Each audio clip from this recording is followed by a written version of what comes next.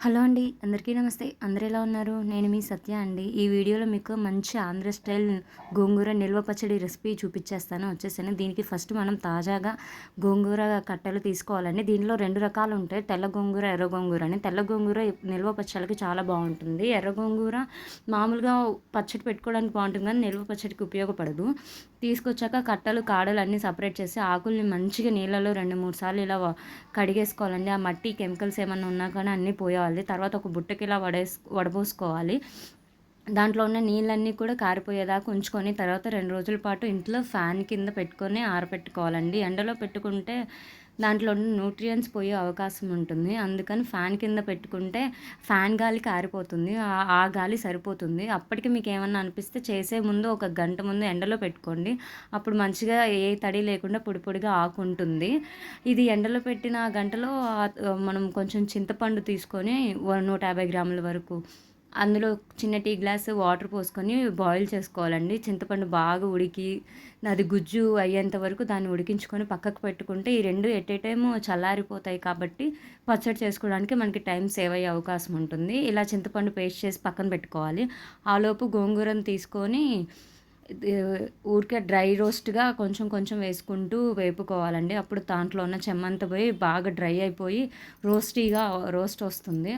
అప్పుడు ఆ ఆకుని మనం ఈ చింతపండు, ఈ మిశ్రమం అన్నీ కూడా చల్లారేదాకా పక్కన పెట్టుకోవాలి. ఈ ఆకు మొత్తం ఇలా డ్రై రోస్ట్ చేసి పక్కకు పెట్టుకున్నామండి. దీంతో పాటు చింతపండు కూడా పక్కకు పెట్టుకోవాలి. దీంతో పాటు వీటిలో మనకి కావాల్సిన పదార్థాలు ఏంటంటే ఉప్పు, కారం, జీలకర్ర పొడి, మెంతి పిండి అలాగే కొంచెం ఇంగువ. ఇవన్నీ వేసుకుంటే టేస్ట్ ఇంకా సూపర్ ఉంటుంది. వెల్లుల్లి కూడా మనం పేస్ట్ చేసుకుని కచ్చా పచ్చాగా చేసుకొని వేసుకుంటే టేస్ట్ బాగుంటుంది. జీలకర్ర ఇలాగా డ్రై రోస్ట్ చేసుకొని ఒక 2 స్పూన్స్ వరకు మిక్సీ పట్టేసుకోవాలండి. అలాగే మెంతులు కూడా డ్రై రోస్ట్ చేసుకుని అలా 2 స్పూన్స్ వరకు మెంతులు డ్రై రోస్ట్ చేసుకొని పెట్టుకుంటే టేస్ట్ బాగుంటుంది. వెల్లుల్లి కూడా అందులో ఆ మిక్సీ జార్లోనే కొంచెం కచ్చా పచ్చాగా మిక్సీ పెట్టేసుకొని మొత్తం ఒక ప్లేట్లోకి వేసుకొని పక్కన పెట్టుకుంటే మనం ఏది మర్చిపోకుండా జాగ్రత్తగా అన్నీ కలిపేసుకోవచ్చు. ఉప్పు, కారం, జీలకర్ర పొడి, మెంతుల పొడి అలాగే వెల్లుల్లి పేస్ట్ అండి. అలాగే కొంచెం ఇంగువ వేసి ఈ 3 ఒక చోట పెట్టుకొని ఆ 2 చింతపండు మిశ్రమం, ఆకు 2 చల్లారేంత వరకు ఆగాలండి. వేడి మీద అస్సలు చేయకూడదు. అప్పుడే పచ్చడి నిల్వ ఉండడానికి ఉపయోగపడుతుంది. లేదంటే పాడైపోతుంది.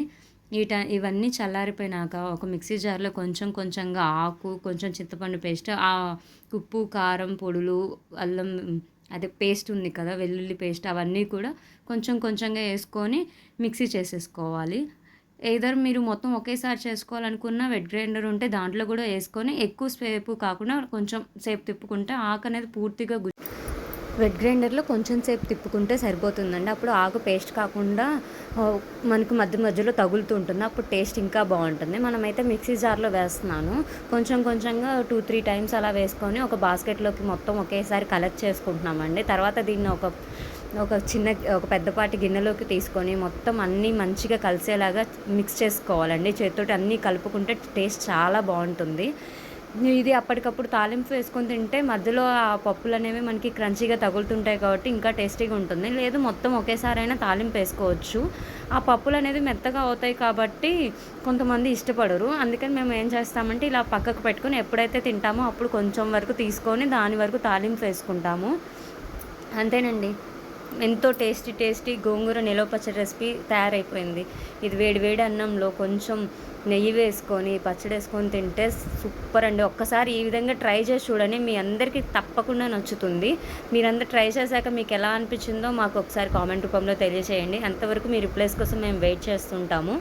ఇది అప్పటికప్పుడైనా తినొచ్చు. 3 రోజుల పాటు పక్కన పెట్టుకొని అది బాగా ఉప్పు, కారాలు ఆకుకి అన్నీ పట్టేదాకా ఆగి తర్వాత మనకి ఇంకా ఏమన్నా పడతాయి అనుకుంటే అప్పుడు మనం పైన ఉప్పు, కారం కలుపుకుంటే సరిపోతుందండి. మ్యాక్సిమం ఇలా అయితే సరిపోతుంది. మా పాప చూడండి టేస్ట్ చూసేస్తుంది ఆలోపే. తనకి నచ్చేసిందంట. Thanks for watching. సబ్స్క్రైబ్.